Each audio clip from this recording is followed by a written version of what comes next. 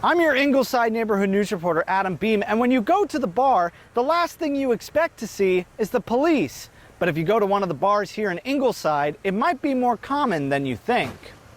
In Ingleside, there are 3 bars: La Barra, Twisted Apes Bar and Grill, and the Buckhorn Saloon. Besides being the only watering holes in town, they also have this in common: the number of police walkthroughs each bar has seen from February to June of this year. Bar checks are just officers coming in, and it all depends on the complaints that come in. Historically, bar checks are only done when we receive complaints from the bar owners. Where the bars differ is how they see this police presence. Do you request these walkthroughs, or are a lot of the walkthroughs kind of, they just show up, say, we want to do a walkthrough? No, I request them. I want them in here.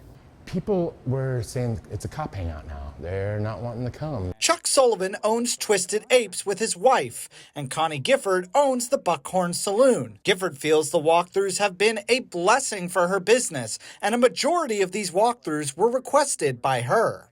I just feel that it's safe on the patrons and my bartender. My bartender feels safer with them dropping in their presence. It runs out the people that are not so well. On the other hand is Mr. Sullivan, who believes the police have not only been a detriment to their business, but it stems from a past encounter. We're like, this is weird, Chuck. We've worked in many bars, you know, and I got some of them that still work at other bars in Corpus that don't have this many walkthroughs.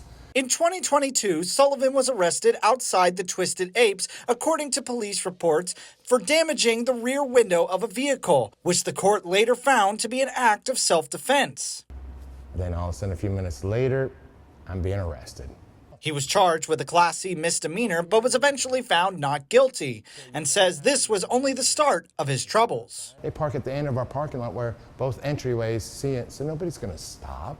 And this happened, I don't know, multiple times. There's days that it happened multiple times. KRIS 6 News found that in 2024, the walkthroughs became far more frequent, with Buckhorn seeing 25 visits in the month of March and Twisted Apes having 23. At the center of this walkthrough initiative is former Ingleside Police Chief Tammy Burr, who ordered a mandate for these walkthroughs, according to Acting Chief of Police Martin Molina. Per the order from the chief, we were doing mandatory on Twisted Apes and Buckhorn because it would stay open later than anyone else. Since Burr's resignation, Molina has reduced the walkthroughs and has attempted to repair any possible harms these walkthroughs may have caused. But not everyone is bothered by their walkthroughs. Connie Gifford says she would like to have the walkthroughs become a regular part of the schedule. I want them in here.